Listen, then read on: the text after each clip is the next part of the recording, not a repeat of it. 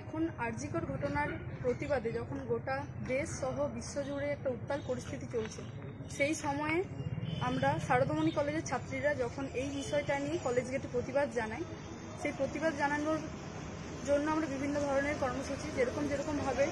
ডাক্তাররা ডাক দিয়েছিলেন, তার পরিপ্রেক্ষিতে আমরা কিছু ছোট ছোট কর্মসূচি নিয়েছি। সেই কর্মসূচিকে ভিত্তি করে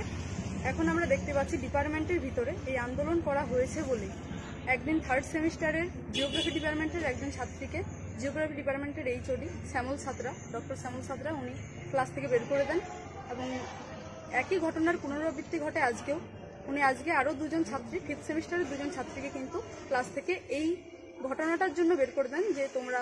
বাইরে আন্দোলন করছো, সেই কারণেই কিন্তু তাদেরকে ডিপার্টমেন্ট থেকে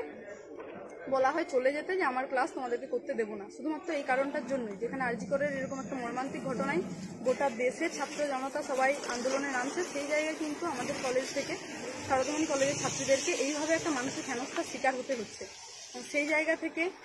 আমরা যখন এই বিষয়টা নিয়ে টিআইসির কাছে যাই, আমাদের কলেজের যে টিচার ইনচার্জ, তিনি এই বিষয়টাকে ধরে বলেন প্রথম কথা যে এটা স্যারের নাকি ব্যক্তিগত ব্যাপার, তিনি কাকে ক্লাস করতে দেবেন কিনা। তারপর যখন আমরা তাকে জানাই যে এটা যেহেতু একটা গণতান্ত্রিক অধিকারে হস্তক্ষেপ হচ্ছে, এটা একটা ক্রাইমের সমান, তখন তিনি বলেন যে আমি গণতান্ত্রিক অধিকার বুঝি না, এই ধরনের কিছু বক্তব্য তিনি বলেন।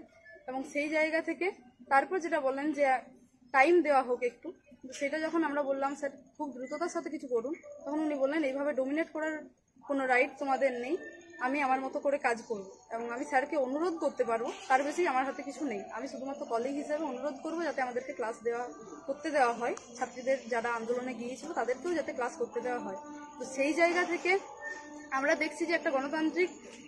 অধিকার যেটা ছিনিয়ে নেওয়া হচ্ছে, একটা ডিপার্টমেন্টের ভিতরে এরকম একটা সন্ত্রাস পরিবেশ সৃষ্টি করা হচ্ছে, তার বিরুদ্ধে কিন্তু স্যারের কোনোরকম কোনো মন্তব্য নেই, সেটাকে কিন্তু তিনি বুঝতে চাইছেন না এবং এটা টিআইসির কাছে আমরা কোনো সুরাহা পাচ্ছি না। সেই জায়গা থেকেই কিন্তু আমরা কালকে সমস্ত ছাত্রীদেরকে সারদামণি কলেজের গেটে 9:30টার সময় আহ্বান জানাচ্ছি যে তোমরা সকলে এসো, আমরা এই বিষয়টার একটা প্রতিবাদ জানাই।